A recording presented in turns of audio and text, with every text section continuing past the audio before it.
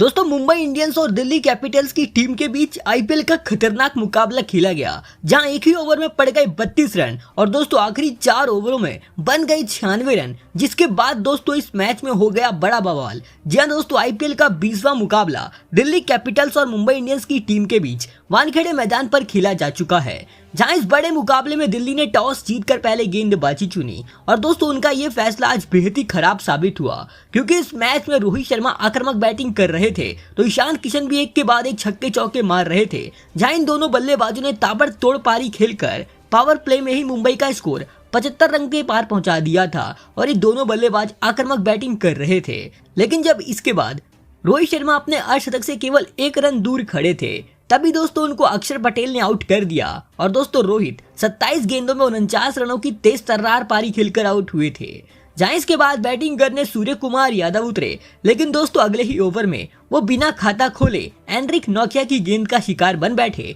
और बिना खाता खोले आउट हो गए। जहां इसके बाद बैटिंग करने कप्तान हार्दिक पांड्या उतरे, जो कि काफी धीमी बल्लेबाजी कर रहे थे, लेकिन दूसरी तरफ ईशान किशन के बल्ले से एक के बाद एक ताबड़तोड़ छक्के चौके निकल रहे थे। लेकिन 111 रन के स्कोर पर ईशान किशन को भी अक्षर पटेल ने आउट कर दिया था और ईशान किशन 42 रन बनाकर आउट हुए थे। जहां उनके आउट होने के बाद बल्लेबाजी करने तिलक वर्मा उतरे, लेकिन तिलक वर्मा केवल 6 रन बनाकर खलील अहमद की गेंद का शिकार बन बैठे। लेकिन दोस्तों इसके बाद मैच में पूरी तरह तहलका मच गया, क्योंकि दोस्तों इसके बाद बैटिंग करने टीम डेविड उतरे और दोस्तों उन्होंने एक के बाद एक बड़े बड़े छक्के मारे, लेकिन दूसरी तरफ पांड्या काफी धीमी बल्लेबाजी कर रहे थे। लेकिन इसी बीच मुंबई का स्कोर 150 रन के पार पहुंच चुका था, लेकिन 181 रन के स्कोर पर मुंबई को 5वां झटका नोकिया ने देकर कप्तान हार्दिक को आउट कर दिया और हार्दिक 39 रन बनाकर आउट हुए थे। लेकिन दोस्तों इसके बाद बल्लेबाजी करने रोमारियो सरफेट उतरे और दोस्तों उन्होंने पूरी तरह आखिरी ओवर में एंड्रिक नोकिया के आखिरी ओवर में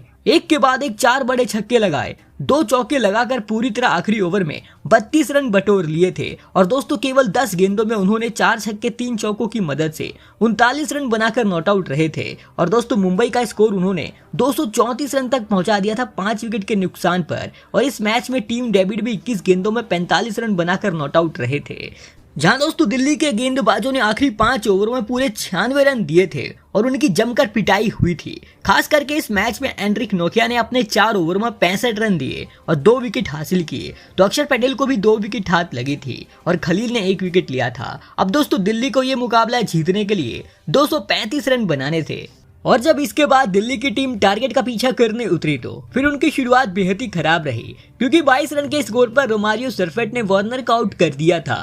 और वार्नर 10 रन बनाकर आउट हुए थे। लेकिन एक तरफ पृथ्वी शॉ काफी शानदार बैटिंग कर रहे थे, तो उनका साथ देने के लिए अभिषेक पोरेल उतरे और इसके बाद इन दोनों बल्लेबाजों ने कमाल का प्रदर्शन करा और दिल्ली का स्कोर 100 रन के पार पहुंचा दिया था। और इसी बीच पृथ्वी शॉ ने अपने 50 रन भी पूरे कर डाले थे, लेकिन 110 रन के स्कोर पर बुमराह ने पृथ्वी शॉ को क्लीन बोल्ड मार दिया और पृथ्वी 40 गेंदों में 66 रन बनाकर आउट हुए थे। जहां एक तरफ अभिषेक पोरेल भी अपने 50 की ओर आगे बढ़ते जा रहे थे, तो दोस्तों इसके बाद बैटिंग करने ट्रिस्टन स्टेप्स उतरे थे और वो दोस्तों आते ही इस मैच में एक के बाद एक बड़े बड़े छक्के मार रहे थे। लेकिन 144 रन के स्कोर पर बुमराह ने अभिषेक पोरेल को आउट कर दिया था और वो 41 रन बनाकर आउट हुए थे। जहां इसके बाद दिल्ली को आखिरी 30 गेंदों पर 91 रन बनाने थे और दोस्तों सारी उम्मीदें ऋषभ पंत और ट्रिस्टन स्टेप्स पर टिकी थी, लेकिन इसके बाद ऋषभ पंत केवल 1 रन बनाकर आउट हो गए थे। जहां इसके बाद ट्रिस्टन स्टेप्स ने काफी कमाल की बैटिंग करी और केवल 19 गेंदों में अपने 50 रन पूरे कर डाले थे और वो दोस्तों इसके बाद भी कमाल की बैटिंग कर रहे थे। लेकिन इसके बाद अक्षर पटेल 194 रन के स्कोर पर 8 रन बनाकर रन आउट हो गए थे और दोस्तों इसके बाद दिल्ली को आखिरी 7 गेंदों पर 40 रन बनाने थे। हालांकि दिल्ली ये मुकाबला जीत नहीं पाई, लेकिन दोस्तों ट्रिस्टन स्टेप्स ने काफी कमाल की बैटिंग करी